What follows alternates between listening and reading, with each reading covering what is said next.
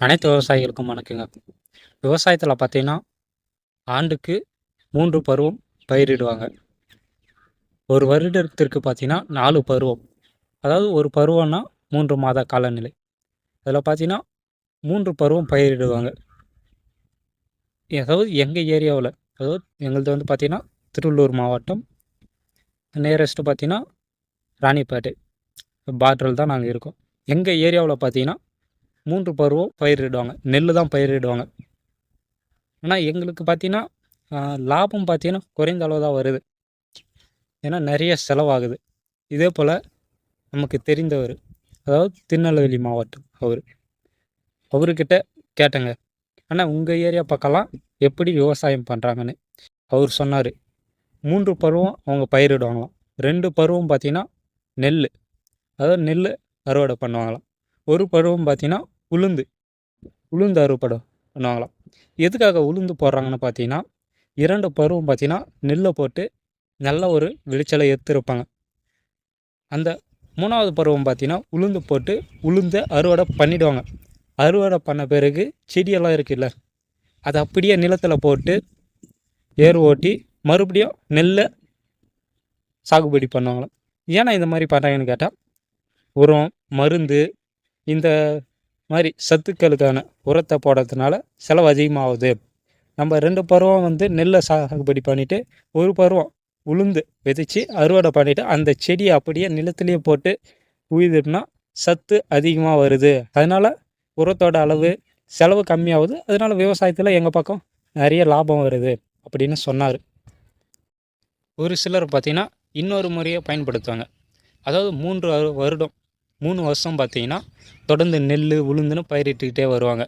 4வது வருடம் பார்த்திங்கன்னா நெல்லை அறுவடை பண்ண உடனே வாயை நட ஆரம்பிச்சிடுவாங்க.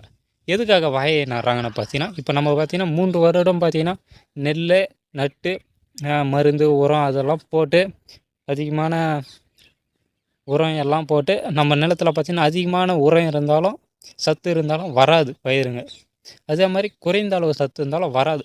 மீடியமாக இருந்தால் மட்டும்தான் வரும். அவங்க வாயை நட்டுருவாங்க. ஒரு வாயை, அதாவது நம்ம ஏரியாவில் பார்த்திங்கன்னா பாத்தி போட்டு நடுவாங்க. பாத்தி ஒரே நீட்டுக்கும் பாத்தி போட்டு நடுவாங்க. ஆனால் அந்த ஏரியாவில் பார்த்திங்கன்னா பாரு, அதாவது கரையாட்டை ஓட்டி அந்த கரையில் தான் வாயையே நடுவாங்களாம். பக்கத்தில் வாயை நட்ட பக்கத்தில் பார்த்திங்கன்னா கரைக்கு பக்கத்தில் மண் இருக்குல்ல, அதெல்லாம் வெட்டி வாயை செடியோட ஓரத்தில் அணைச்சிடுவாங்களாம். எதுக்காக பார்த்தீங்கன்னா, நம்ம வெட்டி அணைக்க பார்த்தீங்கன்னா அந்த இடத்துல ஒரு தண்ணி வர மாதிரி காவாவாட்டம் வந்துடுமா. அது மூலயமா தண்ணி கட்டிக்கிட்டு குறைந்த அளவு தண்ணி பாய்ஞ்சினாலும் வாயில் தண்ணி பற்றாக்குறை ஏற்படாது. அதனால பார்த்தீங்கன்னா அந்த மாதிரி பயன்படுத்துவாங்க. அதாவது வாரத்துக்கு ஒரு முறை, இல்லை ஒரு 7 நாளைக்கு, இல்லை 6 நாளைக்கு ஒரு முறை தண்ணி கட்டுவாங்களாம். அதிகமாக பார்த்தீங்கன்னா அந்த சைடு பார்த்தீங்கன்னா இந்த மாதிரி தான் பயன்படுத்துவாங்க. அதே போல் பார்த்தீங்கன்னா ஒரு வாழை செடி நட்டாங்கன்னா அதில் ஒரு மரம் மட்டும்தான் வரும். பக்கத்தில் வர கன்று எல்லாத்தையுமே வெட்டி அப்படியே கீழே போட்டுருவாங்களாம்.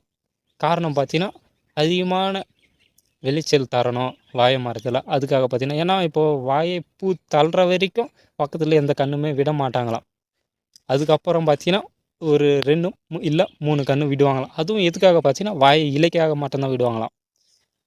அந்த மாதிரியே தொடர்ந்து பண்ணிவிட்டு மறுபடியும் வாழை மரத்தில் பார்த்தீங்கன்னா வாழை கொலை தள்ளின பிறகு கொலையை வெட்டிட்டு மறுபடியும் கன்றுங்களில் ஒரு 3 மாதமோ இல்லை ஒரு 4 மாதமோ இலையை அறுத்து வியாபாரம் பண்ணிவிட்டு பிறகு மறுபடியும் அதை வெட்டி அப்படியே மண்ணில் போட்டு உரமாக்கி நெற்பயிரோ, இல்லை அப்படி இல்லைன்னா இப்போ நம்ம பாத்தி வெட்டி அணைச்சாங்கல்ல அந்த இடத்துக்கு மாற்றி செடி நடுவாங்களாம் இந்த கரையில். ஏன்னா இங்கே இருக்க சத்து எல்லாமே இந்த வாழை மரமே உறிஞ்சிட்டு இருக்குமா, அது மேலே மாற்றி விவசாயம் பண்ணுவாங்களாம். இந்த மாதிரி தான் திருநெல்வேலி, தஞ்சாவூர் அந்த சைடு பார்த்திங்கன்னா விவசாயம் பண்ணுறாங்க, லாபம் வருது. ஆனால் நம்ம ஏரியாவில் பார்த்திங்கன்னா நெல் பயிரிட்டாங்கன்னா தொடர்ந்து நெல், இல்லை சேம்பு பயிரிட்டாங்கன்னா தொடர்ந்து சேம்பு. இந்த மாதிரி பயிர் எடுத்தனால பார்த்திங்கன்னா சத்துக்கள் வந்து மாறுபடாது, ஒரே அளவு இருக்கும். அதனால் மாறி பயிரிட்டால் மட்டும்தான் அதிக லாபம் வரும். சீசனுக்கு ஏற்ற மாதிரி, அதாவது காலநிலை. இப்போ பார்த்திங்கன்னா மழை காலங்களில் பார்த்திங்கன்னா நெற்பயிர் நட்டால் சேதாரம் அதிகமாகும். இதுவே வாயை நட்டால் சேதாரம் கொஞ்சம் கம்மியாகும், லாபமும் வரும். இந்த மாதிரி காலத்துக்கு ஏற்ற மாதிரியும் நேரத்துக்கு ஏற்ற மாதிரியும் விவசாயம் பண்ணால் அதிக லாபம் பெறலாம்.